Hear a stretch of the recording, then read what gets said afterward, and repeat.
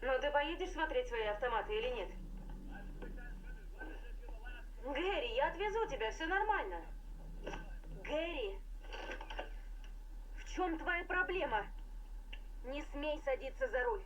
Я сказала, не смей садиться за руль. Грёбаный Гэри Валентайн, если ты сядешь за руль, я с тобой никогда больше не буду разговаривать.